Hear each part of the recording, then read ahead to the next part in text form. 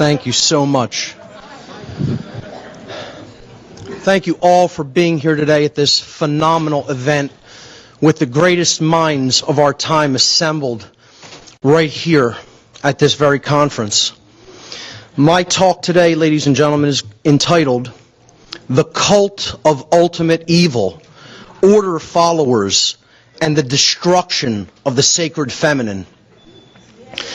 And I just want to put this slide up here at the very beginning to set the tone for what this entire presentation is going to be all about, because that is what the order followers of this world are actually taking aim at. They are taking aim at the goddess. They are taking aim at the dynamic of care that is barely still alive in our world. And ultimately, they are the ones who are going to snuff it out if it is to be snuffed out. Before we begin, I always start my presentations with a few warnings, if you will, or caveats, so people know what to expect. I think most of you know what to expect, but there may be some new listeners out on the internet that aren't familiar with my work, so I'll just run through this quickly. You will not be seeing or hearing anything new here today in this presentation. As the old saying goes, there is nothing new under the sun. And what that ancient phrase actually means is that the truth has always been here. It is eternal. It is up to us to recognize it. It has always been here, it always will be here, and it can ultimately never be destroyed. My presentation style has been described, rightly so, by some people as very intense and at times even combative. Some people here today are very likely to possibly be upset or angered by this information. So be it. If that is the case, so be it. Feel those emotions and run with it. The fact of the matter is that the truth itself, by its nature, is belligerent because it wages war against all forms of mind control. I don't present this information to be liked. I don't present it to be popular. I don't present it to make money. I don't present it to make friends. I don't really even want to do this with my time, as I've told many people in the past. I already know this information. I already understand it. I already live it. I already put these principles to work in my personal life.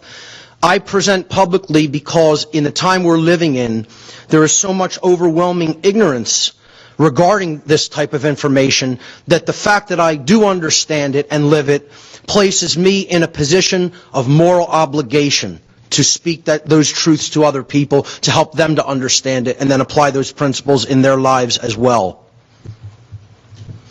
Every person who wants to take away real value from watching this presentation should make a deliberate and conscious effort to do two things. First, set aside your perceptions of me as the presenter. This includes things like how I look, dress, or sound. Paying attention to such trivialities will distract mental focus away from the message that is being delivered. The information is what is critically important, not myself. Be consciously aware. Secondly, be consciously aware of any impulses that you may have to reject the information presented during this presentation solely based initially upon your initial emotional response to what you are hearing, because you may be angered, because you may get upset by some of the things I'm about to say. Be aware that it is a logical fallacy to try to judge the truthfulness of any given information just based upon how you feel when you first hear or see it. So with those caveats being laid out there at the beginning, let's jump in with the definition of an order follower. What exactly is an order follower by definition?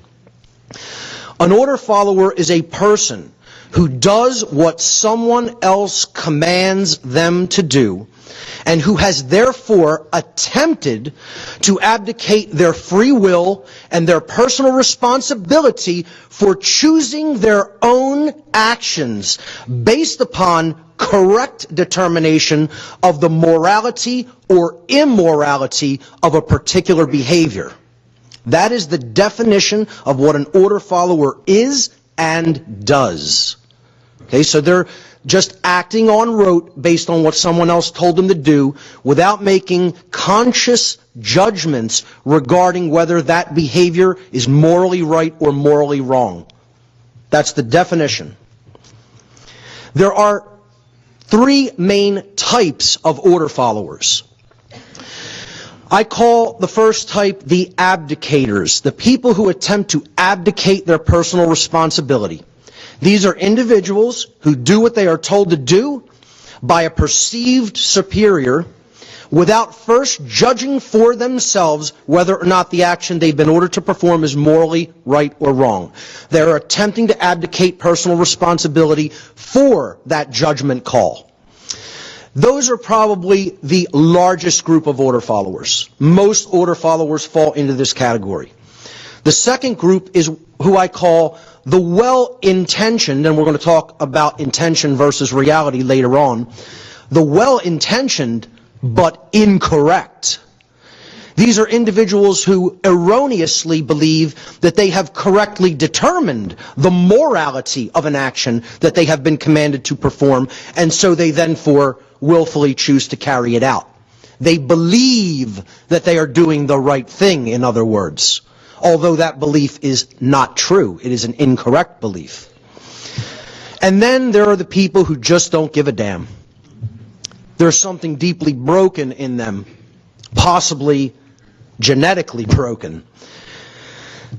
These are the psychopaths, whether primary or secondary psychopaths.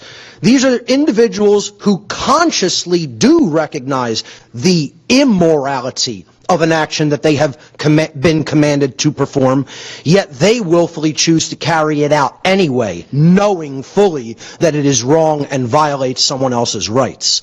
That's who I call the psychopaths. They just don't care, and they're going to do violence anyway because they just want to. Those are the three kinds of order followers. And I'd like to play a brief interview. This is from Adam Kokesh, who I have tremendous respect for, from his show Adam versus the Man. I have tremendous respect for this individual because he is a former order follower who developed a true conscience. He got out of the cult of ultimate evil and started exposing it. And he's going to interview a member, an active member of this cult, as we will see that it is, a typical order follower. So I'll let this video speak for itself. Hey, what's happening, Staff Sergeant? How you doing? Hey, my name's Adam. Nice to meet you. I was in the Marines. I do a YouTube channel now called Adam versus the Man. You mind telling me what it's like being here for inauguration? It's a great thing to be here. Right on. Can I ask about what you think of President Obama? Well, I support our new leader, and that's pretty much all I really feel about that. That's what I'm talking about. That's what I'm talking about. Support our leader. Our new Commander-in-Chief, Obama. Tell him show moment to shine. Get off So when you enlisted, you swore an oath to the Constitution, right? Yes. And do you think Obama's policies are constitutional? I don't really follow politics too much. So you swore an oath with your life to support and defend the Constitution against all enemies, foreign and domestic, and you have no idea what that means. Hey, sounds good to me, sir, if that's the way you want to put it. Really? That's it? That's it.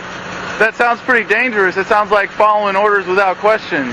Nope, I just do what I'm told by my leaders, so that's pretty much it. I leave the politics to other people. So you do follow orders without question?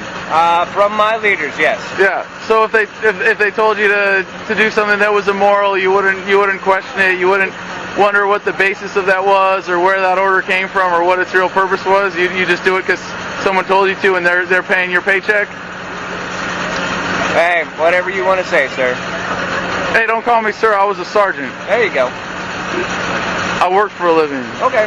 But I got out and I found out what was wrong with following orders without questioning them, and I found out that when I was in Fallujah in 2004 with the Marine Corps Civil Affairs team, we weren't really serving the people or protecting people. We were serving the politicians and the banksters and the war profiteers. I mean, doesn't that bother you to know that you're a pawn in all that, and that you allow it to happen by just following orders without question? Hey, whatever way you feel, sir. Well, I'm asking how you feel. Well, it's not really important how I feel. Feelings been conditioned out of you? You're a soldier now? However you feel, sir. Well, is there anything else you want to say on the subject for posterity? No, sir. Well, let me tell you, hey, you got to stop calling me sir, man. All right, sir. Staff Sergeant? Oh, all right, I see how it is. Well, there's an organization called Oath Keepers, and it's about people who take their oath to that Constitution seriously and want to make sure that things like what happened in Katrina, where there were soldiers and National Guard troops asked to take away citizens' firearms who were trying to defend themselves, or troops being used against the American citizens. They want to make sure that doesn't happen. Would you be interested in having a little a more understanding of your oath and commitment to the Constitution that you swore an oath to support and defend? I'm good the way I am, sir. Really? Doesn't that make you part of the problem? Hey, if there's a problem, I'm not aware of it. Is ignorance bliss? Could be, sir. Could be. I don't think you're as dumb as you make yourself out to be. I think you're playing me off. Might be, sir. You might be. I'm pretty confident in that, actually. All right. You're smarter, aren't you? You know what I'm talking about. Well, I got a job to do, sir. What's your name, Staff Sergeant? Bob. What's your last name, Staff Sergeant? That's all I got, sir. You're a public servant, are you not? Sounds good to me, sir. You don't want any kind of accountability for what you're saying, do you? No, sir. Well, you don't have any name badge on. Special Police, Staff Sergeant Bob. Thank you for your time. I hope you'll at least take the advice of an older veteran and think about some of these issues. Have a good day, sir. All right, appreciate it. Yep. That is a member of a cult.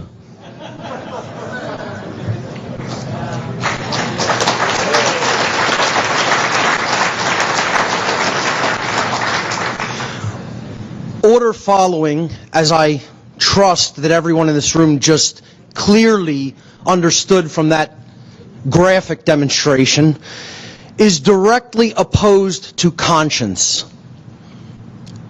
When that gentleman was asked if he cared about whether he's doing the right thing or not, he said, "I just do what I'm told by my leaders." And when asked if he wanted more information about the morality of those decision-making processes, he responded by saying, "I'm fine the way I am." That's the typical order follower. That's the process that's going on in their mind. It's a belief system, not based in reality at all, and certainly not based in conscience. Conscience, ladies and gentlemen, is knowledge. It is not action. It is not behavior. It is knowledge. Conscience, as a word, comes from the Latin prefix con, which means together, and the Latin verb sciere, which means to know or to understand. Hence, to know together. Conscience is common sense knowledge about the difference between right and wrong. It is the common sense knowledge of the objective, knowable difference between right action and wrong action. And people will then ask, well, what is right action and what is wrong action? Isn't that super complicated? Wouldn't that take like lifetimes to understand? No. It's very, very, very simple, actually. Right is that which is based in truth, and hence it is correct. It is in harmony with the laws of morality that exist inherently in nature, what I term natural law, moral law, cosmic law, God's law. Whatever name you want to use for it, it's the laws of morality and the difference between right and wrong. Actions based in right do not result in harm to other sentient beings.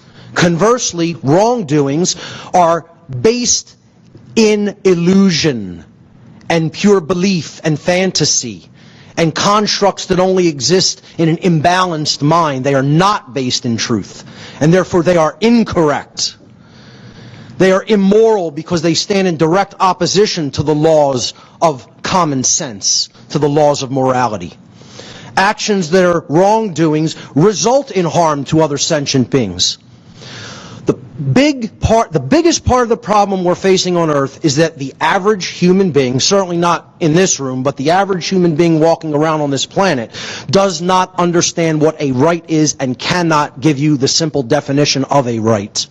A right is an action that does not cause harm to another sentient being. If harm is resulting, the action is a wrong.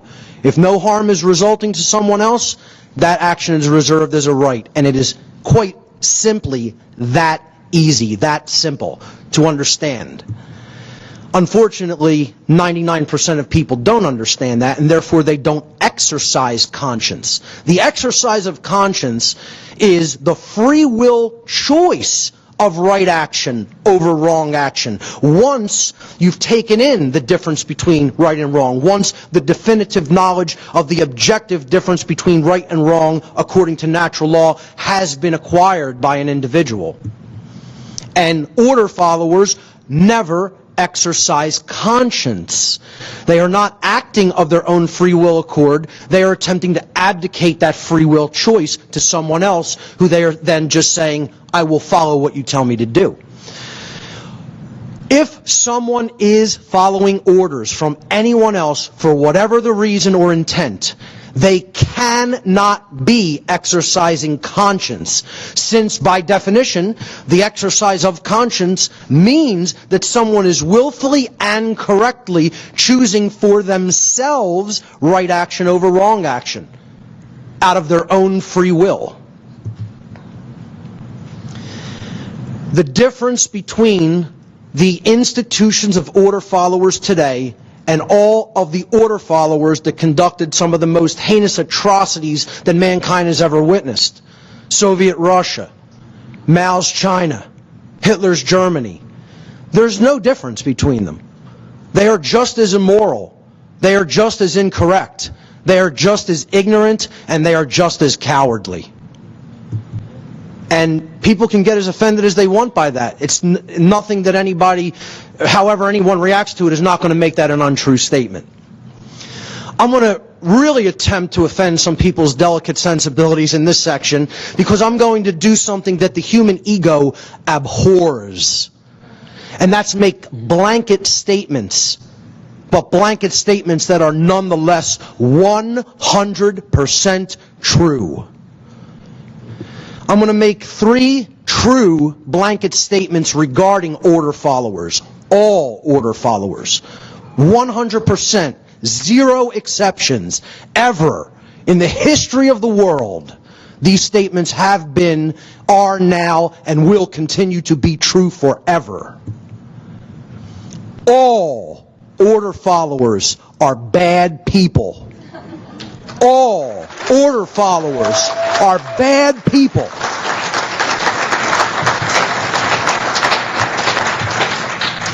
The exit's in the back for some people who are a little too offended by it, you know. And here's the totally logical proof of this given by the historian Dr. Robert Higgs. The good cop, bad cop question can be disposed of decisively. We need only consider the following. Every cop has agreed as part of their job to enforce the laws. All the laws, all of them. That is their job. That is what they have agreed to do.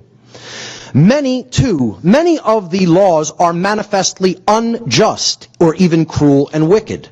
3, therefore, every cop has agreed to act as an enforcer of laws that are manifestly unjust or even cruel and wicked.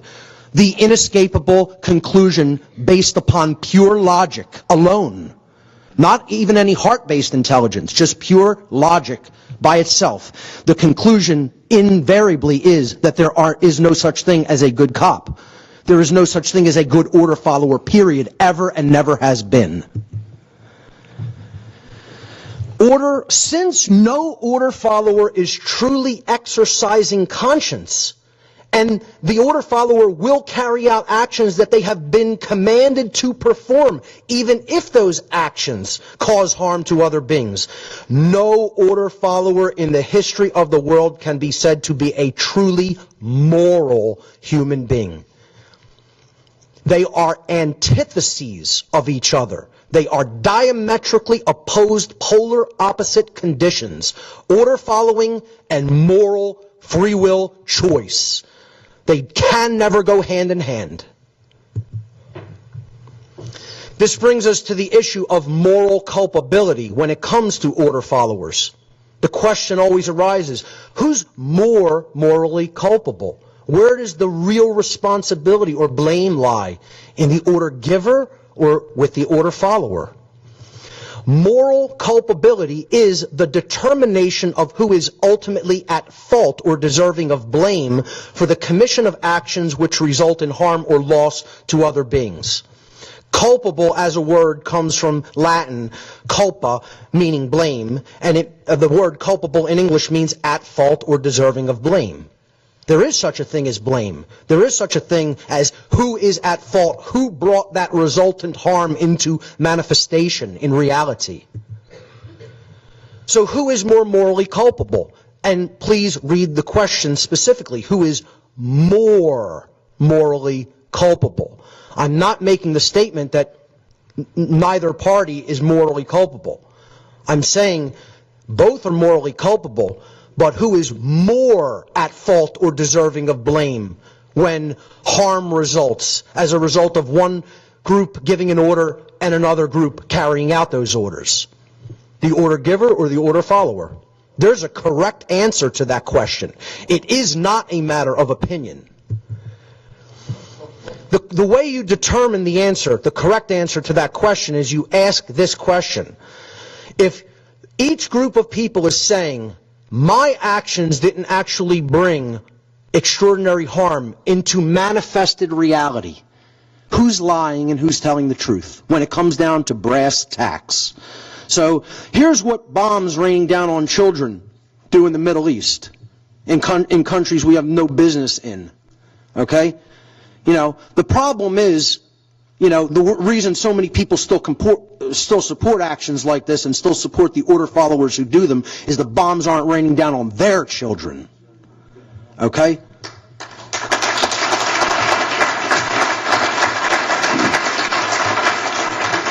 So who's lying and who's telling the truth? Well, the painful answer is those politicians aren't lying.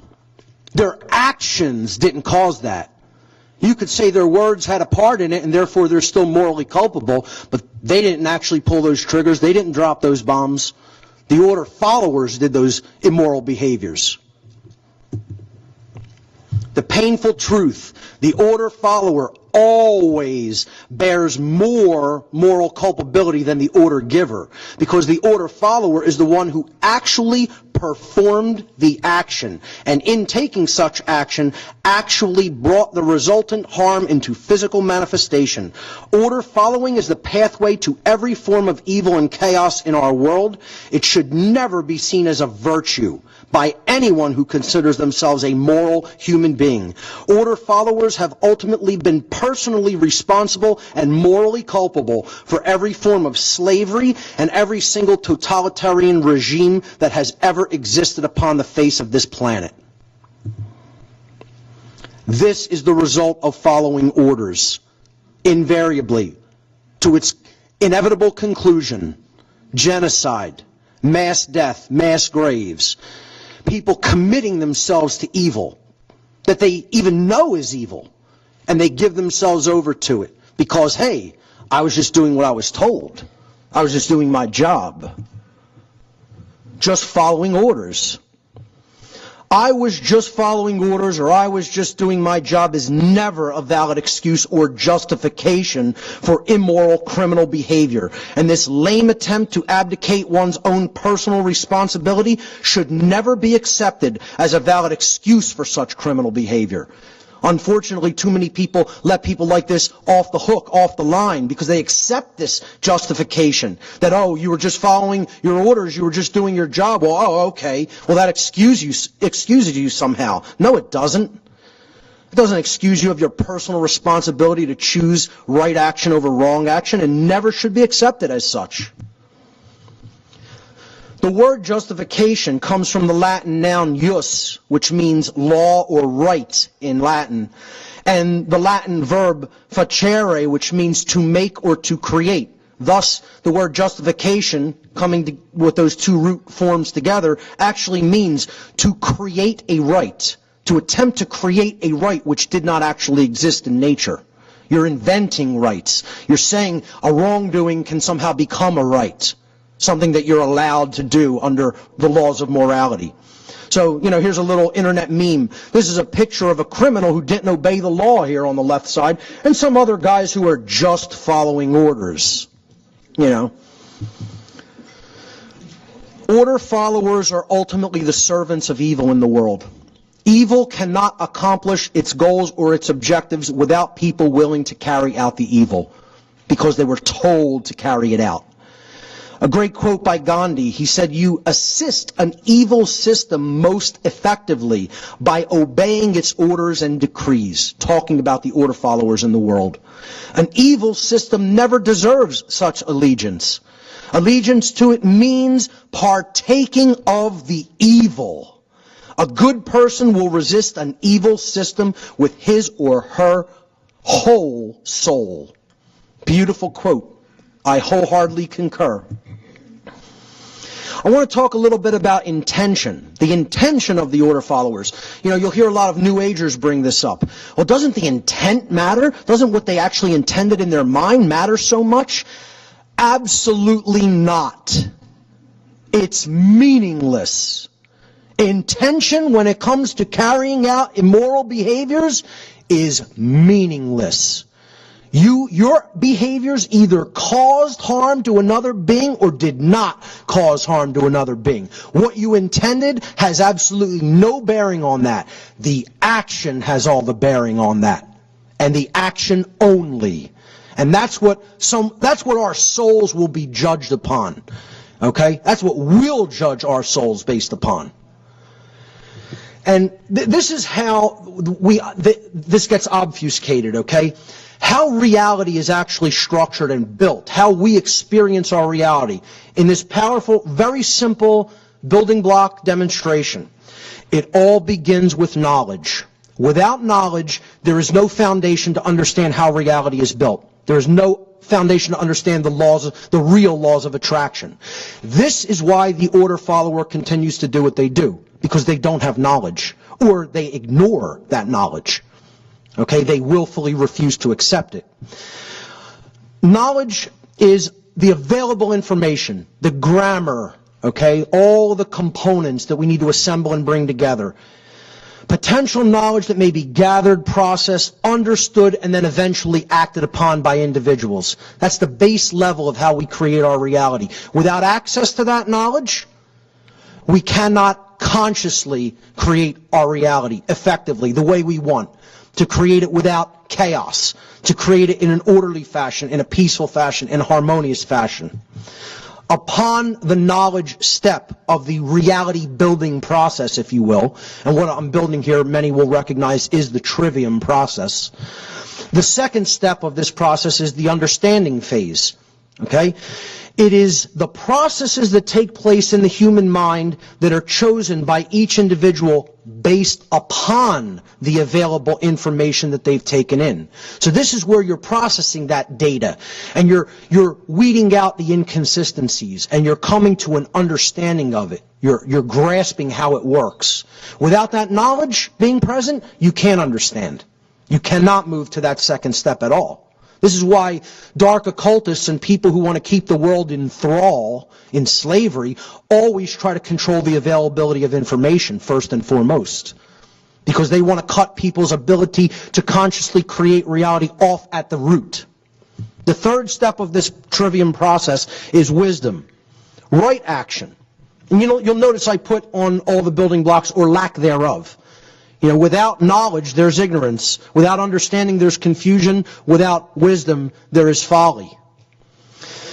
Wisdom, or the behavioral stage of the reality creation process, is based upon each individual's behavior. Each individual's behavior is based upon the quality of their decision-making processes in step 2, which are in turn based upon the quality of the available information they took in step 1. Then we get a result in the real world. We get a manifested result. Is it order? Is it chaos? Is it peace? Or is it destruction? Is it life or death? Is it what we say we wanted? Or do we get the opposite of what we said we wanted? Suffering. The manifested reality, the quality of the condition with which manifests in any society, is always based upon the aggregate, the collective quality of the behavior within that society. This process is what all order followers do not understand. They do not have any knowledge of how the reality that they are unconsciously co-creating is structured or works. And it is, that information is deliberately held back from them, never offered, and they don't seek it out because they're looking to abdicate their responsibility.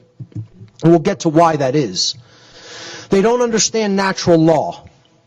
This is why an order follower cannot be a good person, because of this lack of knowledge. We're ultimately talking about the lack of conscience, which is knowledge.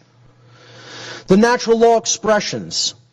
It all starts with either love or fear, and it moves down unilaterally through these progressions. If our consciousness is based in the acceptance of truth, knowledge, and that comes from opening up our minds and hearts to the energy known as love, then we will understand our own inherent individual sovereignty, what I call internal monarchy, being a ruler of the self, a self-master. Okay, nobody else ruling you, no one else having the right to rule you. What will manifest in the aggregate of society will be true freedom, what I call anarchy, external anarchy, meaning no one outside of the self is attempting to rule anybody else. That's order, ladies and gentlemen. That's the manifested condition called order, or good, or what we say we want, the absence of self-inflicted suffering. Conversely, if fear is the underlying modality of consciousness, we're going to remain in a state of ignorance, because that fear is going to drive us to refuse to accept truth. And in that, we're going to go into a state of confusion internally. No ruler at home, no ruler in the kingdom of the self. Internal anarchy is a very bad thing. You need to rule within. This is the kingdom that you have the right to rule. Your own thoughts, your own emotions, your own actions, and nothing else. When we're in that state of internal anarchy or confusion in the external realm, in our society, control results, or slavery would actually really be a better term. External monarchy, rulership by an elite class. And that's chaos, which is what we have now. You know, we're in this bottom stage here on the far right-hand bottom corner. Manifested evil. These energies, these expressions of natural law always work unilaterally. You cannot jump columns. Once you start with love, you cannot jump over to the right-hand column. Once you start with fear, you cannot jump over to the left-hand column. Okay? The order follower never understands cause and effect, and that's another reason that their intentions are meaningless. Only understanding how reality works, how we are getting the result of what we put out into the universe, often over a time lag. Okay? That's the hard part of recognizing the laws of cause and effect. Only when we understand how those dynamics work do we understand we are getting what we have put out there through our own behavior. Every cause has its effect. Invariably, it is law. Every effect has its cause. Everything happens according to law. Nothing happens by chance.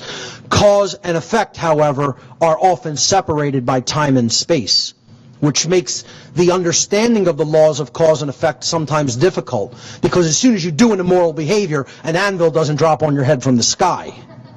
It would be nice if it happened that way, but unfortunately it doesn't work that way. What happens is, as more immoral behavior builds up in the aggregate of society, in the collective of society, of any given society, the more chaos and slavery is going to result in that society. This is called the law of freedom, as I call it. Freedom and morality are directly proportional to each other. The order follower also doesn't understand this law of the universe that is inherent to creation and can never be changed. Nothing any being in creation does can ever change this law, because it is a natural, inherent law built into the fabric of reality. The aggregate amount of truth and morality present in the lives of the people of any given society is directly proportional to the amount of freedom and order in that society. and it is inversely proportional to the presence of chaos, tyranny, and enslavement in that society. More simply put, as morality increases in the aggregate of a society, freedom in the aggregate increases in that society. As the society in the aggregate becomes more immoral collectively, slavery increases in that society and freedom dies in it. And that's why freedom's dying in our society, because the vast bulk of the human population is making immoral choices. And in the aggregate, that adds up and equals chaos and slavery. That's the key to understanding how reality works, folks, which is why I put that gift of a key out there. That's the overarching law of creation and the overarching law of attraction that's operating in the universe. That's the real law of attraction, not the fake nonsense New Age variant of it. Second blanket statement: no order follower ever is a truly intelligent being. No order followers are truly intelligent. Now, an order follower can be an intellectual being, but they cannot be an intelligent one. There's a huge difference between the two. Oh, you could know how to solve differential equations and solve complicated physics equations. Yeah, an order follower can do that. But what they lack is heart-based intelligence, the sacred feminine dynamic of true care. Therefore, they can never be holistically intelligent. Left brain intellect does not equate to intelligence.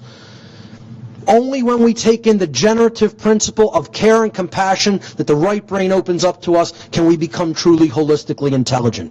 And since all order followers exhibit both forms of brain imbalance, left brain dominant tendencies when it comes to dealing with those they perceive to be their subjects, and right brain dominant tendencies when it comes to dealing with their perceived superiors, no order follower can be said to have a truly balanced brain or balanced psyche. Therefore, they cannot be holistically intelligent. One way you can actually scientifically prove this is through brain scans, PET and SPECT brain scans, which I touched on early in my work in the What on Earth is Happening series. This is a brain scan from the ventral view, the underneath view of the neocortical brain, of a person who is in the state of what's known as EEG coherence, which means global brain balance between hemispheres. The right and left brain hemispheres are operating in a state of balance. Holistic intelligence is at work in this person. That's the typical brain of an order follower. Those black areas are not damaged physical areas of the brain. They are areas of electrochemically deadened activity in the neocortex of the brain. Scientifically provable with the most advanced type of brain scans available today. And that's what a person with a completely imbalanced brain looks like. In other words, your typical order follower.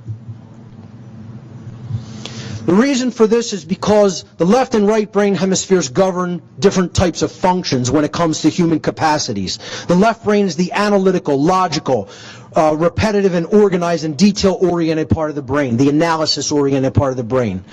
That's the intellect, the masculine component. Then there's the feminine component, the intuitive, the compassionate, the nurturing side of the brain, the sacred feminine component of the self, if you will. It's creative, it's imaginative, it's compassionate, it deals with the big picture, intuition, etc., creativity. Without that sacred feminine component, a being is only a half human being at best. And the order follower is generally completely dominated by the left masculine brain hemisphere. And hence they are destroying the sacred feminine aspect of themselves, not just destroying the sacred feminine aspect of care within society because of the immoral behaviors that they take, but they're actually cutting off part of themselves because the masculine and feminine component is not just in male and female. These need to be present in balance in all of us, regardless of gender. True intelligence comes from a blending and balancing of both of these dynamic energies. Only when they are operating in unison and harmony equally can true intelligence be born. the coming together of the sacred masculine components of the consciousness and the sacred feminine components of the consciousness to give birth to true intelligence. No order follower has true intelligence and never has. Only when you stop being an order follower can you develop true holistic intelligence. Third blanket statement regarding order followers, and get as offended as you like, people. All order followers are cowards.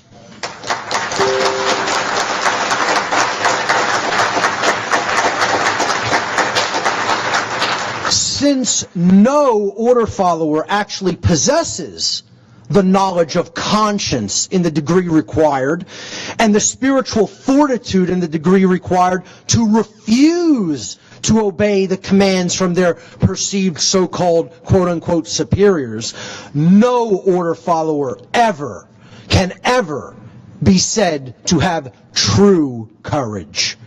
True courage versus what people think of as courage are two vastly, dynamically different things. True courage is saying no to evil. Be that guy. Be that guy. There's true courage. You know, where for not giving the Nazi salute, he could have been shot on sight. You know, to stand up and say, no, I will not comply. I will not go along with the crowd because they're wrong. And if I'm in the minority of one and I'm in the right, I'm going to stand in the truth, regardless of what that means for what happens to me. That's courage. That's courage.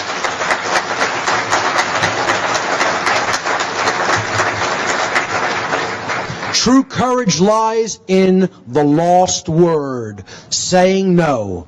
You want to see where the real hero is in that picture? It's the one that didn't show up to partake in the evil. That's the hero. That's the person with real courage. You know, one of my best friends in life, Michael Falsetta, recently said to me, Mark, you're the most fearless person I've ever met. And I said, I refuse to accept that, Michael. I am not fearless. I have fears. Many of them. True courage is not the absence of fear. True courage is right action in spite of fear.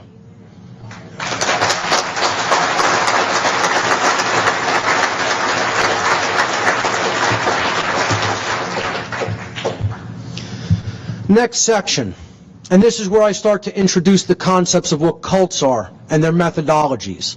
Modern institutional order followers, and let's just, not mince words or be too verbose here. I'm talking about the police and military, are cult members. Modern institutional order followers, the police and the military, are cult members. They're not like cult members, they are cult members, provably. To understand what a cult is, we first have to really understand what religion is and means. Religion as a word in English comes from the Latin roots, the Latin verb religare. Of course, religare means in Latin to tie back, to hold back, to thwart from forward progress, to bind by tying up, to prevent from going forward. What a false religion is, okay? I want to qualify that by saying all false religions. False religions are systems of control that are based in unchallenged dogmatic belief, which holds back the progress of human consciousness. It holds back the proper understanding and reception of the laws of morality, the understanding of the difference between right and wrong behavior. That's what a false religion does. True religion unites us to something. It reunites us to natural law. It reunites us to the divine spark within all of us. And I would make the claim there's only one true religion, and that's truth itself. Just my take on what real religion is all about. If I had a religion, I would define it as the truth, period. That brings us to the question, what is a cult? If we have to define what a cult is, how will we go about doing that? Most people think of cults, and rightly so in these cases, as what we might see in like Stanley Kubrick's Eyes Wide Shut movie. You know, a powerful elite class, you know, meeting together and doing perverse sexual rituals. And that's like kind of much lighter than reality, actually. You know, what they were doing compared to what goes on with the real cults of the world, you know, as you heard to begin this day with my good friend Jay Parker. I mean, you know, you want to talk about what cults are really doing to children and even their own membership. It goes way beyond what's depicted in any Hollywood variants, okay? So this is Bohemian Grove. This is the kind of strange rituals that the elite of our world, the so-called elite, you know, highest levels of banking and politics and media and entertainment, etc., partake in out in the California redwoods. But if we had to define what a cult actually is, this would be my best definition of it.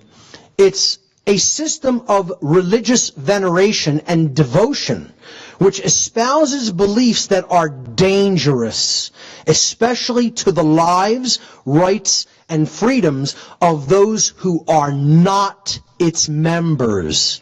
That is what crosses over the line of being a religion just based on belief that holds back your understanding of truth, and when it goes into the realm of being a cult. A cult's beliefs are dangerous to others because cult members erroneously believe that they have rights which they actually do not possess in nature. This is what real modern-day cult members look like, more so than the images you just saw on the last slide. The overwhelming bulk of the cult members of this world are in these two institutions. How the cult system is maintained is through hierarchy and compartmentalization, visualized in a simple pyramidal structure where knowledge is compartmentalized at the top, and the few at the very top are completely in the know. And then all the ignorant followers, the ignorant hordes of followers who are just going along for a paycheck, or because they don't want to be singled out, or because they don't want to be thought of as by their other peers as, oh, you went against the family, you went against the collective, you know. You rebelled against your programming somehow. These ignorant masses are not in the know at all. They're not given any of the information they need to make truly informed decisions. That's how the cult is maintained. Let's look at some of the cult beliefs of order followers. What are the belief systems of the cult of ultimate evil? Cult belief number one: we place our faith in authority. The cult of order followers rigidly believe that there is such a thing, that it exists in nature, that it is the most natural thing that can exist, and that, God forbid, we ever should do away with that concept. Authority is an illusion. It does not exist in nature. Regardless of what anyone believes, doesn't exist in nature. It exists only within a diseased mind. Authority is based entirely in violence, and it is built upon the erroneous and dogmatic belief that some people are masters who have the moral right to issue commands, while others are their slaves who have a moral obligation to obey the commands of the masters. And that's not my definition. That's what authority is, period. That's what the belief in authority is. That's what the illusory construct in a diseased mind of what authority actually is. It does not exist in nature. It only exists in a mind that is completely, severely imbalanced and does not understand truth or reality at all. What these people believe in and condone, regardless of what anyone wants to call it, I'll call it what it really is: slavery. Period. And from day one I told people what my show is ultimately about is that I stand against all forms of slavery. Physical, mental, spiritual, manipulative slavery, soft mind control, any form of it. I want to see slavery in all of its forms abolished forever because it's based in violence, it's immoral, and it results in chaos and suffering. And it's unnecessary because it's self-inflicted. It's self-inflicted through the cult belief system. And so many people who are not direct members of this cult are ancillary supporters of it, have this cult mentality as well. We're going to talk about them in a future section. Cult belief number 2. The second belief of the cult of ultimate evil. We have rights that others don't have. The cult of ultimate evil believes in the inequality of human rights. Order followers erroneously believe that they possess rights that others do not. Due to their cult indoctrination, they refuse to accept the truth that everyone has the exact same rights, and that no one has any more or less rights than anyone else. The cult of order followers believes that human beings can decide what rights people have or do not have. They think that comes from us, that rights come from us, that we get to make up rights based in just constructs in the mind, our whims, our likes, our preferences. Rights don't come from human beings. A right is just what I said it is, an action that doesn't cause harm to another. If you performed an action that doesn't cause harm to another, that's a right. If you performed an action that does cause harm to another, that's a wrong. And those actions exist in nature. They are real world natural conditions that we put into effect through our free will. Therefore, we don't determine whether a right is a right or a wrong is a wrong. That happens inherently as a result of the behavior itself. It's built into creation. It's something that is inherent. We don't get to make it up. So the cult followers also believe that human beings are actually capable of delegating rights which do not exist. They think we can turn wrongdoings into rights and say, oh, you're allowed to do that wrongdoing. You're allowed to inflict harm upon someone else and cause suffering. You know, some magical authority can grant that to you. We'll see how this religious belief works, how this cult belief works very soon. And they also believe that they are capable of revoking rights which actually do exist, preventing someone from carrying out an action that doesn't result in harm to another being. That's what the cult of order followers believes, that they have a right to do that, to prevent right action from being carried out. Cult belief number 3 of the cult of ultimate evil, the order followers of this world: government is our God. This supernatural entity that can grant rights or revoke rights. It can determine morality based upon its whim, the legislative stroke of a pen. I can write something down and I can make it moral. I could say the next day, oh no, we were wrong about that. That's prohibited now it's immoral, and you could be punished for doing it. I mean, if you believe this, folks, you know, it's a naive child's mentality, which is what ultimately all these people are. They're people who have never grown up, and they have mommy and daddy issues, as we're going to come to soon. They have parental abandonment issues going on psychologically, whether they are even aware of them or not. I'm going to play a video about the cult of statism, the cult of the belief in government authority, okay? Just listen to the complete contradiction that you're about to hear from a former United States Senator. Let me see if I understand your position. Basically, would you say that it's wrong for the citizens to initiate physical force against other citizens like an armed robber does? Unless we permit but that it's okay by law. it's okay for the government to do so. Because the government has been authorized by the people. Okay, but if the government authorized armed robbers to do it, it would be okay? If the government is that foolish to do so, I don't know what kind of country that would be, but that's legal, and if it's constitutional, so be it. Okay, so you think that it's wrong for a citizen, an individual citizen, to initiate force against others to deprive them of their property, but it's okay for the government to do it if the majority has elected that government to. It is okay if the government is authorized to do so. The government is authorized to levy taxes, and the authorization comes from the people. Do the individual citizens have the right to initiate physical force against other citizens that have not initiated or threatened to initiate force against anybody and haven't violated anybody's property rights? They cannot do that because they are not authorized to do so under the law. So individual citizens don't have that right. If they don't have the right to initiate physical force against other citizens, could they have properly delegated that right to the government? Oh yes, they do so right now. Can you properly delegate a right that you do not have? You can give the right to their representatives to make laws that will authorize or make prohibited certain activities. So you think that you can delegate a absolutely. right that you don't have? You can properly delegate a right that you don't have? You cannot tax your neighbor, but you can authorize me as your senator to vote for a program that will tax your neighbor. Okay, so if you say that a person can properly delegate a right that they do not have, is that correct? Yes. Okay, well, I don't have the right to use your home in Hawaii, right? But could I delegate that right to some of my friends? No way.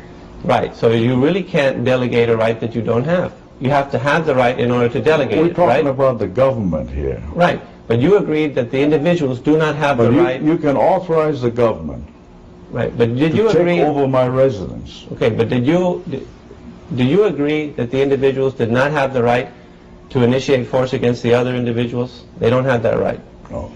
So Although then, some people think they do. then they could not have delegated that right if they didn't have it. They would delegate authority to us, their representatives, to make laws in their best interest. So even if they don't have the right, they can delegate it to somebody else. To make laws that might Right. do that. So then you think that you can actually delegate a right that you do not have. The individuals do not have the right to initiate force against others. I would As suppose, individuals. well, if they get together, then all of a sudden they have the right? If they authorize the government to do so, yes. Well, if If they nobody... authorize the government to enter into a war and kill people, that's a right. It seems like there's a contradiction there as far as if you say that all legitimate governmental powers derive from the people. You agree that the individual citizens do not have the right to initiate force against other citizens, then it would seem clear that they cannot delegate that right to the Why don't we government. just leave it this way? We disagree. Why don't we just leave it at this? I'm in a cult and government is my God.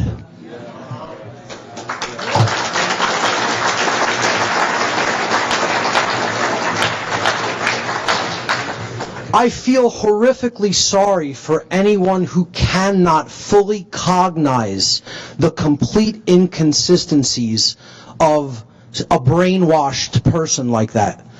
Whoever cannot see the logical fallacies and total inconsistencies in this person's total perversion of cognitive processes, I feel they are just as sick as this individual is, if it can't readily be seen. So let's talk about the techniques of cults. How do the cult leaders keep the cult lower down members, the rank and file, in line? They have very strict, rigid sets of techniques that they have employed throughout human history, and they don't waver with them because they have always worked. They've worked consistently because people have still not built their consciousness up to a level where they understand how these methodologies of manipulation work. I call this the techniques of cults, or how to brainwash willing followers who want to give away personal responsibility for their own actions. And there are four main cult techniques: isolation, conformity, indoctrination through repetition, and trauma. Isolation, conformity, indoctrination, and trauma. Let's take them one at a time. Cult technique number one, isolation. Probably the single most important technique, because it makes it very difficult for anybody to penetrate the collective of the cult, the boundary of the cult. You have to physically separate the cult members or the potential cult members from the rest of their community so no reason can be spoken to them, as much as that is within your power to do so. Create an us versus them mentality. We are the family. We are the collective. Anybody outside of us is them, and they are not us. Demonize the outsiders, those who don't belong. You know, the civilians. You know, somebody recently just told me what police and military are calling us our civilian pukes. One of the big names going around within the cult. The civilian pukes. Just like their cult leaders call them their dogs, their pets, their animals, as we'll get to. Isolation is probably the most important technique. And why? Why is it so? Because you have to cut off the cult members from the knowledge that they could receive from outside of the cult. And therefore, it makes them incapable of changing. Cult technique number 2, conformity. Don't tolerate any individuality within the cult. One's old identity has to be completely broken down and reformed. Completely shed and then built back up to something new and different that falls in the rigidly restricted parameters of the cult belief. And you know what? They'll be all too happy to tell you that this is what they're doing to you. In the Marines, they tell people, we're going to break you down, boy, and then we'll rebuild you back up in our image. They're all too open about how they employ these techniques. They use uniforms, one form. Rigidity. Uniforms to create sameness in appearance. And they use modes of sameness in speech and behaviors. Regimented actions. What this does is this builds up resonance. It keeps people locked in step. And they just go along with the behaviors by rote. Like a wind-up doll. Cult technique number 3, indoctrination through repetition. Rigorous schedules and instructions. Repetitive behaviors, doing the same thing over and over and over and over again. And repetition is one of the greatest forms of mind control, if not the most powerful form of mind control. They put them through obstacle courses, drills, formations, marching in step, etc. Repeated phrases, chants, and songs being employed to put them in a certain rhythm, a certain vibratory energy. Indoctrinate the mind. Give it the belief system over and over again until they believe it. Keep repeating the lie until it is widely believed. Cult technique number 4 is broken down in 2 halves, 2 parts. There's physical trauma, and then there's mental and emotional trauma. The physical trauma consists of high levels of activity to the point of exhaustion, low sleep time and disrupted sleep, high carbohydrate intake and low nutrient intake in the diet. This damages the brain. It puts somebody in a state of weakened resistance. Their body, mind, and spirit are unable to resist the dictates of the cult. They weaken them through these techniques physically. And then they use emotional trauma to weaken the spirit. Verbal and psychological abuse heaped at them continuously, constantly telling them they're not good enough. Unexpected, sudden, or shocking scenarios create trauma, create a situation, you have to jump up in the middle of the night and respond to this scenario that's happening. A perpetual atmosphere of fear. And as we saw in the natural law expressions, fear can only lead to ignorance, confusion, control, or slavery, and ultimately chaos. That's all it can ever lead to. Can't ever lead to any of the good expressions of natural law, knowledge, understanding, wisdom, freedom, sovereignty. Can't lead to any of those things. Certainly can't lead to order and justice in a society. And that's why they employ these 4 overarching methodologies. And you see, I've used images of the modern day cults. But you know what? These are the same with every single destructive religious cult that has ever existed on the face of the earth. The techniques are the exact same, identical. The cult rank and file membership of the cult of ultimate evil, which I'm talking about, the order followers, the police and military, are viciously, symbolically, occultically mocked by their cult leaders. And I talked about this at Free Your Mind 1 back in 2011 in Philadelphia.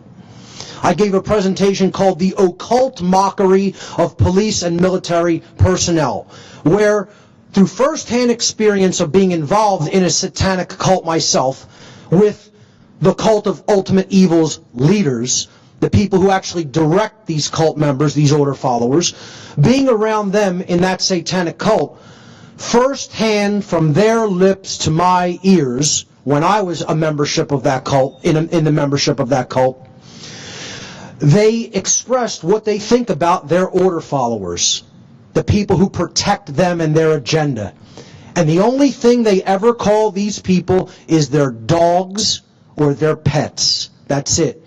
They look at them as attack dogs on leashes. You'll attack when I tell you to attack, dog. You'll sit when I tell you to sit, dog. You'll sleep when I tell you to sleep. You'll eat when I tell you to eat. And they give them dog tags to wear around their neck. And they put all kinds of dark occultic symbolism all over their brain. The checkerboard floor of the house in Freemasonry represents total ignorance, total unconsciousness. The complete lack of understanding of the difference between right and wrong is what the checkered floor represents. Well, why would the cult leaders wrap it around the brain of their followers? Around the brain, symbolically. And then let's throw an inverted pentagram that represents the destruction of the human spirit and the raising of dualistic tendencies, duality, confrontation, conflict, us versus them mentality. You know, put that right on the third eye and the crown chakra, why don't we? Yeah, we're not ritualistically mocking anybody who doesn't even understand our language, our symbolic language, no. They call them their dogs, and that's what they're doing, getting to eat their worthless fiat currency out of a trough, out of a dog bowl. The supporters of order followers constitute ancillary cult membership. They are ancillary cult members, secondary members of the cult of ultimate evil. And you know what? There's a whole lot more of them than there are the main membership of the cult. A whole lot who support what this cult does, thinking that they're doing something that is good or can lead to something that is good. This is the exact dynamic that I'm talking about of ancillary cult members. The supporters of the order followers, because they're my husband or my son or my brother, etc. You know, not to make this any kind of a gender-related statement, but the ancillary followers of the cult are largely women because they're supporting the men who are involved in the cult. The men in their lives, they'll often support blindly. You know, because they don't want to believe they're doing something that is evil. They don't want to confront them on it. And that's what women have to step into, a infinitely more powerful role that they have within their capability to change this world through the non-support of these cult members, the non-support of dominators. When they step into that kind of power, that's when women are stepping into the true sacred feminine power of real care, real heart-based intelligence, and that's where is going to be their power to completely transform this world.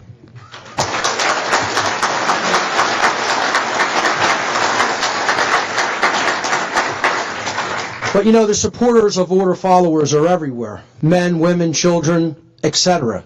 Now, he should have obeyed the law. They're crucifying him for a legitimate reason.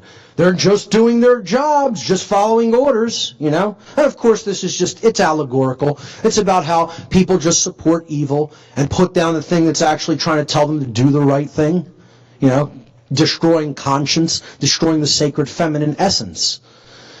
In many ways, the supporters of order followers, the ancillary members of the cult of ultimate evil, are doing more damage to the morality of human society than the order followers themselves, especially due to their vastly greater numbers.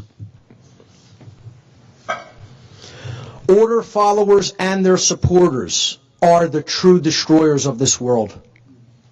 Unfortunately, that statement is true. People always want to pass the buck. They want to point fingers outward. They never want to do this. See, that's what I had to do to get out of the cult. Couldn't do this. Couldn't say it was you. Couldn't say it was the cult leaders. I had to recognize at a deep fundamental level of my being that I was the problem and I was wrong.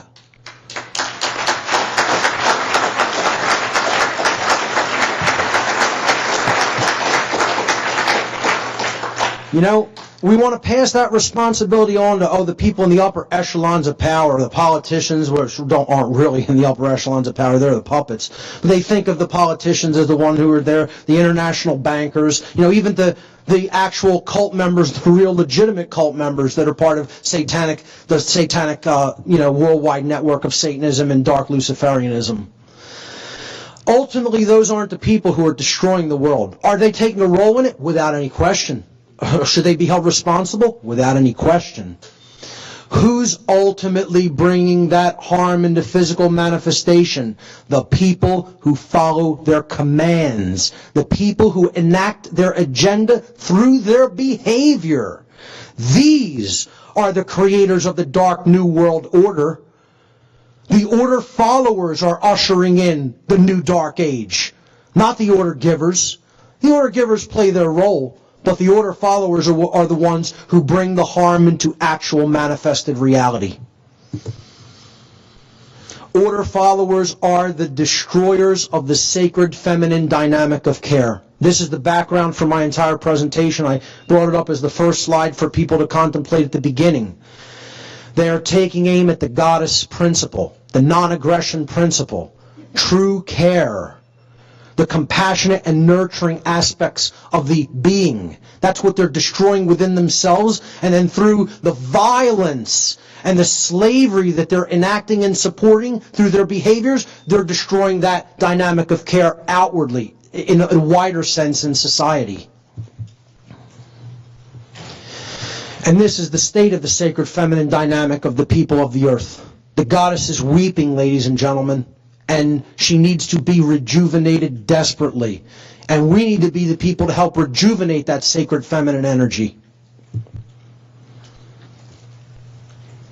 Let's talk about the solution. What is to be done about this? What can be done about this? Is there a solution? Yes, there is. The solution is the people right here in this room.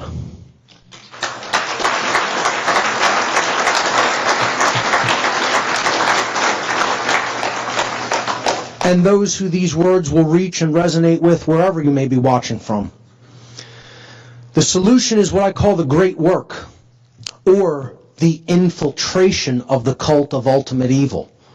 We need to infiltrate the cult. We need to break the first technique of cults, isolation. This is where most people get a little timid, a little afraid. You want me to speak what you're talking about here to people involved in the police and the military? That's the only solution. That's the only way we're going to get out of this mess without bloodshed. What is the great work? The great work of truth, love, and freedom. A new kind of symbolic seal, a symbolic sigil, if you will, that communicates everything that is of ultimate importance. The light of the Creator, the light of natural law. The understanding of conscience, what that I ultimately represents. We need to stop thinking about that as the dark occultist, the dark Illuminati. We need to take that symbol of the all-seeing eye back, because the Illuminati are seated in this room.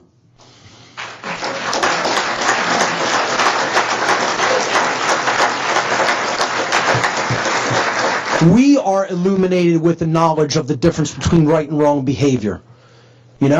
That's what that I ultimately represented throughout history. To do the great work is to do the hardest work there is to do. It is to try to move the human race into uncharted territory, into the unknown country, into a place that many fear to go because they've gotten so comfortable in their slavery. The great work is the arduous task of influencing others. And this happens once you've become illuminated with the knowledge of the difference between right and wrong. You got to start there first. You got to get your head straight. You got to get your soul straight. Then you can assist with others. But that's what the great work is. The great work begins once you've healed yourself. Then you could start influencing others. That's doing the great work. It's the arduous task of influencing others to abandon their false religions, the dogmatic and dangerous beliefs which hold back the progress of consciousness by impeding the reception of truth and natural law. Doing the great work is to help others to realize that in supporting and condoning the legitimacy of authority and government, that they have actually been supporting and condoning the legitimacy of violence and slavery, and that they were immoral for having done so. This is the very reason that the great work is so difficult to do and why it is so unpopular.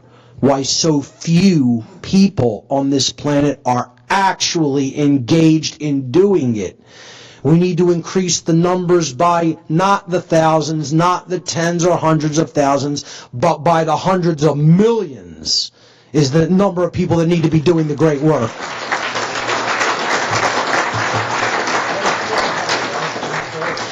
Involved at the highest level of doing the great work is our own deep understanding of the psychological factors that are at work in the order follower. Because if we don't have that knowledge, how could we possibly help them to heal and overcome this condition of being indoctrinated into a cult? So we have to understand where their mindset is. Why are they acting in the capacity as order followers? What's going on in their mind and soul that's making them want to behave this way? And this is what I call the tree of evil, okay? It's willful ignorance, but that's just the top portion of the tree, the leaves and the little twigs. Then we go to the branches, the refusal to own one's personal responsibility, the fear of personal responsibility. That's at a deeper level of the imbalanced psyche. Then we go deeper into the darkness, deeper into that world of dark matter that needs to be drudged up and transmuted. You know, the long dark night of the soul, the shadow material, if you will. The trunk of the tree is self-loathing, self-hatred. And the reason these people hate themselves is because they have a very deeply instilled lack of self-respect and self-esteem. And there's often an overarching, underlying reason for that. Because they have parental abandonment issues, which is what I call the roots of the tree of ultimate evil. Understanding those deep, underlying psychological, often unconscious or subconscious psychological roots is where we need to go. And parental abandonment issues lies at the very, very base, at the very heart, if you will, of the psychological factors that make order followers want to continue to be order followers. They are looking for a family in proxy for one that did not exist or did not help them to become a better being. They have mommy issues and daddy issues, parental abandonment issues, whether physical, mental, psychological, emotional, or spiritual abandonment issues by their parents. And therefore they are looking to fulfill that psychologically by proxy with a family, a collective family that basically acts as their new identity. And unless we understand that that dynamic is at work and where their mindset is at, is that of a tortured child. And what they ultimately need is healing of that dynamic, transmutation of that dynamic by engaging with them and helping them to understand these psychological factors that are taking place within them. Until we commit to engage in that work, do not expect it to change, expect it to get worse. Because when these factors are not dealt with at a conscious level and healed at a conscious level, they eat us at a subconscious level. And eventually that subconscious level, those demons come into the real world and they eat us there too. And that's what's happening. We'll look at these dynamics one at a time. Willful ignorance.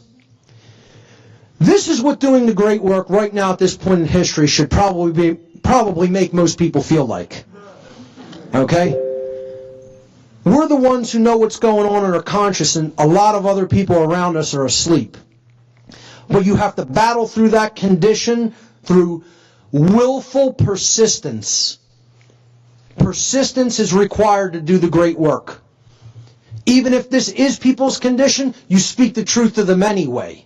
You plant seeds that could blossom at a later point in time, once they've seen a little bit more and grown a little bit more. Never stay silent when it comes to issues of right or wrong. You have to speak that truth out into existence, into the universe. The fear of personal responsibility. Again, the abdicators, the biggest group of order followers. This is what they don't want. You heard the typical order follower that Adam Kokesh interviewed. You know, you're trying to, abdicate that personal responsibility, aren't you? And he says, sounds about right. Par for the course. Just admitting it. He doesn't want that obligation on him. Well, you know what? Doesn't matter. It's on you whether you want it or not. An individual's personal responsibility to choose right action over wrong action for themselves is always their own and can never be, quote-unquote, given away to someone else. One can only make the claim, the erroneous claim, that they are abdicating personal responsibility for such moral decision-making to someone else. You can't actually do that in reality, in nature. You can only make the claim that you're doing it. And it's a false claim at that. It can never actually be done in reality. More simply put, an individual is always responsible for their own actions. There are no cop-outs, pun intended. You cannot pass the buck to someone else. I love David Icke's quote on this from one of his early books. He said, accept responsibility for yourself and your actions, thoughts, and words. You alone make choices. You alone are answerable to the consequences of your behavior. The feeble excuse that your boss required it, the establishment expected it, holds no truth or justification. What is the point of having principles if you allow others to dictate your behavior? At the end of the day, you will judge your performance and the contribution you have made to creation. It will not be based on what another expected of you or what you did because you felt trapped.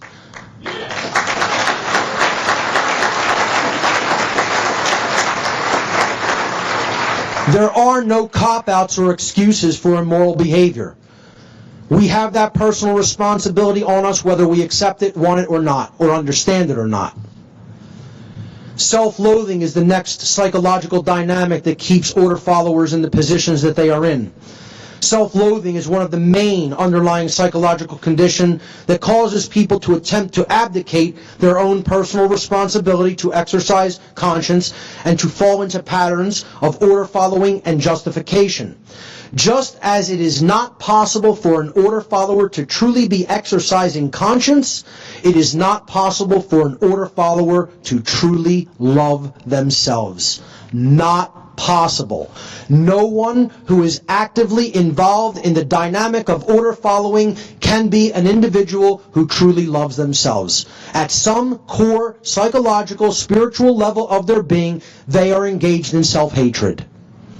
Self-loathing is created when an earlier trauma technique of the cult has been suppressed and buried into the subconscious mind instead of being confronted, dealt with, and healed directly.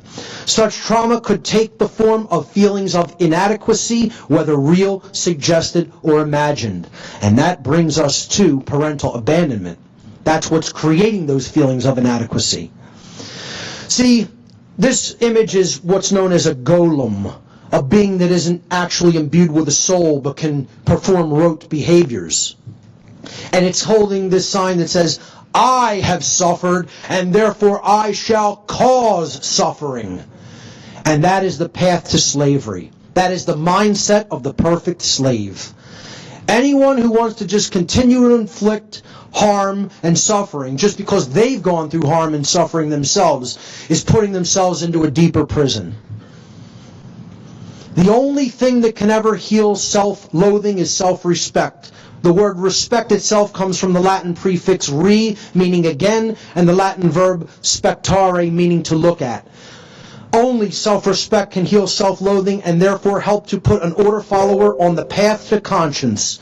Working with the shadow material of the self is some of the most difficult work one can ever do, and that's why most people turn around and run away from it 1,000,000 miles an hour in the opposite direction. Because looking in that mirror is the most difficult place to look.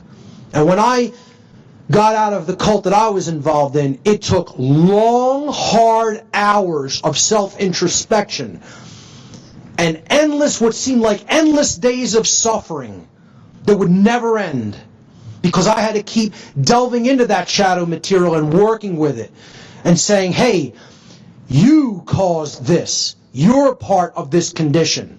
You're part of the continuation of this evil. And you have to change what's going on in here and here if anything out there is going to change. And most people don't want to do that work.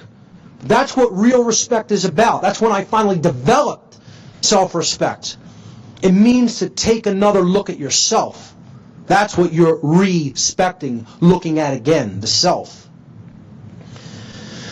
All of these psychological conditions, willful ignorance, self-loathing, refusal to accept personal responsibility, it all comes down to the being is still acting at an inner level like the abandoned child, because they did not receive the support from their parents, from their community, etc. And they're looking to the cult belief system as the proxy parent that they never really had fully developed. That relationship was never fully, truly developed. Which is why this connects so deeply in with Len and Honor's work, I can't even tell you. Conscious parenting. Good parenting is so big a part of the solution. You know?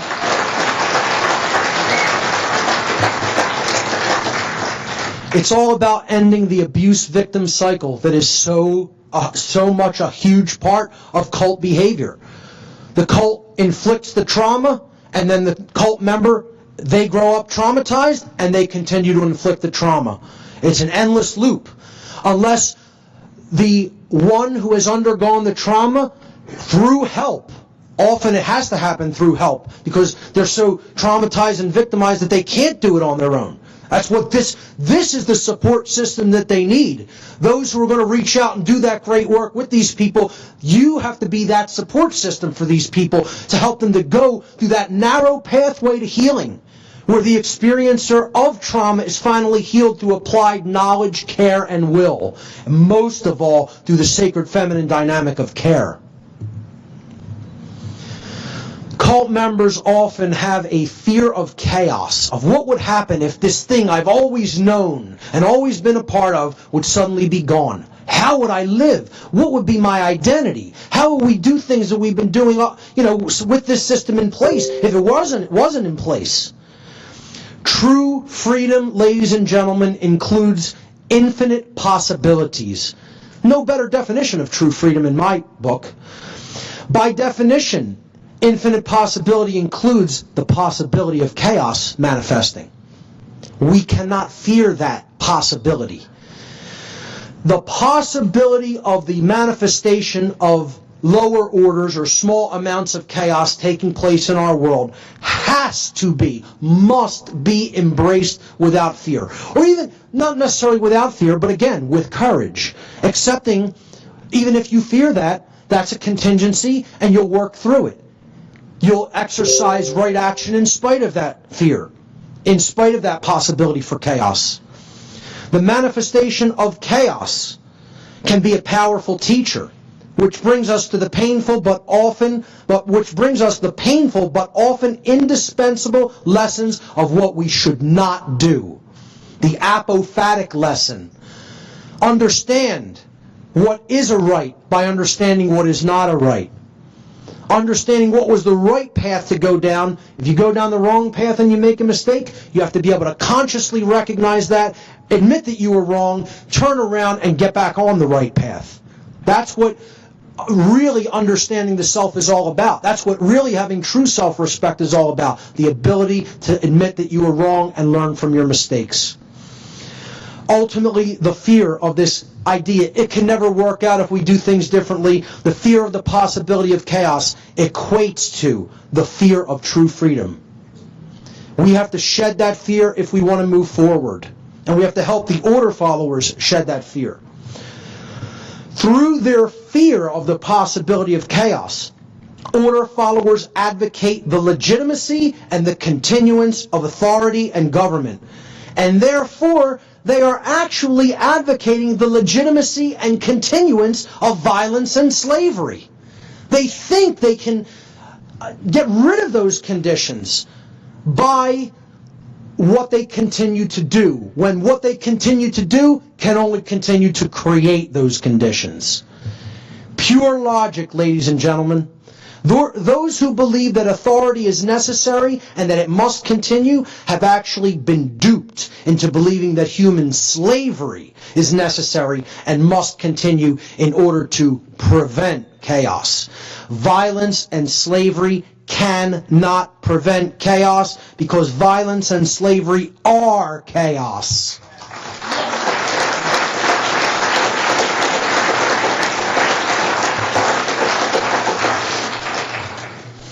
The last section I call Becoming Moral, Intelligent, and Courageous, Quitting the Cult.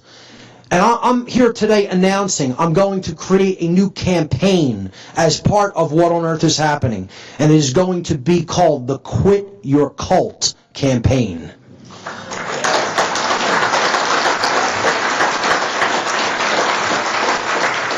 We have to make this almost a mantra. You know, so far to date, I'm going to tell you my tally that I've racked up. 2. I got 2. Well, it may not be that impressive of a number, but it's a start, right? You got to start somewhere. Former order followers, 2 former order followers, have communicated to me that it was directly because of the information I put out regarding natural law and morality that they quit the cult of ultimate evil.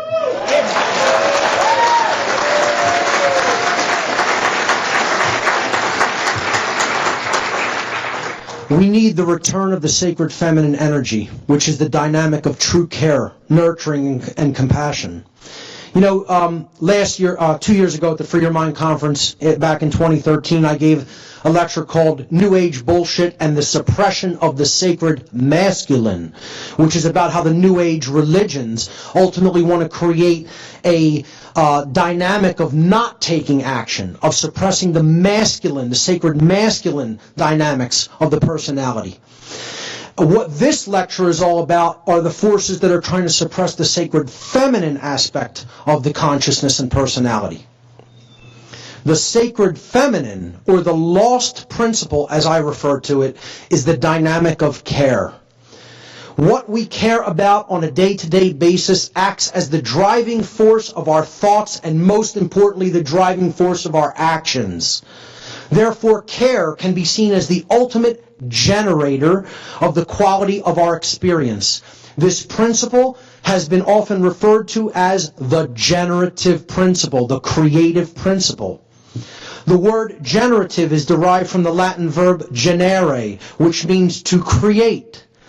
What we care enough to put our will behind, what we care enough, what we use the sacred feminine care enough to put our will behind, the sacred masculine action of will, dynamic of will, is what ultimately gets created in our world. This is the real law of attraction, the real law of manifestation.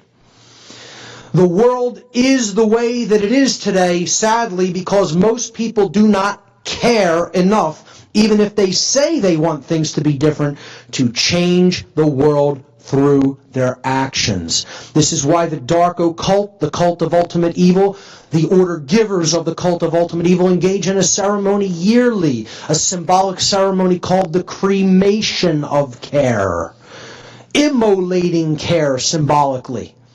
And their order followers continue to do it right here in the real world, not the symbolic world, the very real world of behaviors. There's 2 principles that constitute enlightenment, and we need to engage both of them if we're going to see the return of both the sacred masculine and the sacred feminine. The sacred feminine principle is the principle of non-aggression, the non-aggression principle. The first pillar of enlightenment is this sacred feminine principle. It is also called the non-aggression principle. It states, very simply, do not engage in violence. Violence is the immoral initiation of undue physical force which one does not have the right to take against their fellow being. In other words, do not immorally initiate non-rightful use of physical power to coerce, constrain, or compel the rightful physical behavior or free will choice of other sentient beings. Don't engage in violence. Along with that, wedded to that, in union, in sacred union with that, is the sacred masculine principle of self-defense, which I talked a lot about at last for your mind too. The second pillar of enlightenment is the sacred masculine principle, also called the self-defense principle. This principle states sentient beings have the inherent right to use force to defend themselves from violence conducted upon them by another. Never to initiate that force, but to use it in response to violence that has been waged against them in proportion to that violence. That's the sacred masculine principle of self-defense. True enlightenment is the sacred union of both of these principles, the sacred feminine principle of non-aggression combined with and wed to the sacred masculine principle of self-defense. Only when we create that sacred union between the sacred masculine and sacred feminine within each of us are we going to see real world change happen. This is the alchemical wedding, as it has been referred to as. And it's beautifully, symbolically depicted here on the tarot card, the Lovers. Once again, I just want to reiterate the powerful role, especially that women can play in this sacred union of bringing forward the care and the compassion to help transmute the consciousness and the mindset of the order followers. Because let's face it, these order followers who are really bringing this harm into manifestation are largely men doing the bidding of their cult leaders. Okay, it just happens to be men are the physically stronger of the genders here on earth, of our species, and therefore they're groomed for that role, the out of control masculine aspect, the dark masculine aspect. But women can play the powerful role of transformers if they step into that courage and they challenge the cult of ultimate evil, challenge its validity. On its face, it needs to be challenged. It needs to be recognized as inherently illegitimate authority and government and the violence that they conduct. So women can help men who are involved in that cult to break free if they step into that courage and they step into that sacred feminine dynamic. Then that sacred feminine energy can drive the sacred masculine energy. Because care ultimately has to drive the will. This is what was meant by the phrase, love is the law, love under will. Love has to be the foundation. Higher consciousness has to be the foundation upon which you build the sacred masculine will. So the sacred feminine has to be the foundation. That's true care. Then you could build the true will, the sacred masculine dynamic upon that foundation, that sacred feminine dynamic of love. The sacred feminine drives the sacred masculine action. And how ultimately the cult followers, the order followers of the cult of ultimate evil are going to have to break their mental bondage is through the use of the lost word. A very powerful concept in my work, which comes from the esoteric tradition of Freemasonry, as I will describe here. The lost word is a concept in esoteric Freemasonry, which represents a state of consciousness that has been largely lost to the majority of human beings. In order to speak the so-called lost word, a human being must work upon themselves in order to achieve a state of non-contradiction between their thoughts, emotions, and actions. In such a state of unity consciousness, that being has truly come to understand the self and the working operations of natural law, moral law. And in doing so, they've deeply realized the objective difference between right and wrong action. Or, as these concepts are referred to in Freemasonry, light and darkness, respectively. Light is truth and right action, and darkness in Freemasonry is ignorance and wrong action. And I'll just go back a slide. You'll notice the G, okay? The G stands for the generative principle, the sacred feminine principle that has to drive right action. The compass is compassion. It has to circumscribe our behavior, be the actual boundary conditions through which we operate in the world. Beautiful symbolic allegory if Freemasonry is properly understood. In the enlightened state of consciousness that is generated through the knowledge of natural law, conscience in other words, a human being is finally able to step up and speak the lost word, which is no. No is the lost word. No is the word of all power. We reclaim all of our power as sovereign beings when we say no to evil, when we say no to authority, when we say no to someone who is trying to tell us what to do against our better judgment and against what we know to be right. Okay? Only when we say no to those who would claim to be our owners, to those who would claim that it is they who will decide which rights we have or do not have, do we stop externalizing our power to anyone outside of ourselves, and in doing so, reclaim all of our natural rights. Sadly, very, very few people in our world have the knowledge, the care, and most importantly, the courage that is required to do this. See, that's the courage that the order follower currently lacks. They can only develop that courage to get out of the cult through the lost word of saying no to evil. Unfortunately, since so many lack that courage, that is why the all-powerful lost word is considered lost to humanity. But we can reclaim it. We can reclaim it through the knowledge of our rights, through the knowledge of right versus wrong behavior. Those who don't know will never say no to evil. See, the lost word is not only no, N-O, but it is also know, K-N-O-W. Knowledge is the transformer that we need to use to change the modality of consciousness that the order followers are in. When we know the difference between right and wrong through conscience, then we will step up and say no to evil. That is my recommendation to the order followers. You know, this is an internet meme I found. Just say no to gangs. I couldn't have said it any better, or maybe I could have. What they need to do is just say no to cults. Ladies and gentlemen, one of the principles that I personally live my life by is never give someone else advice that you haven't followed yourself. Well, you know what, ladies and gentlemen? I'm about to give some really important advice to all the order followers out there today.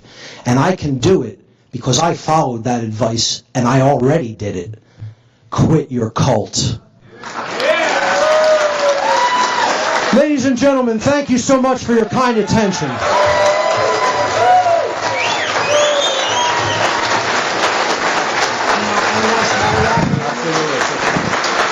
Mark Passio.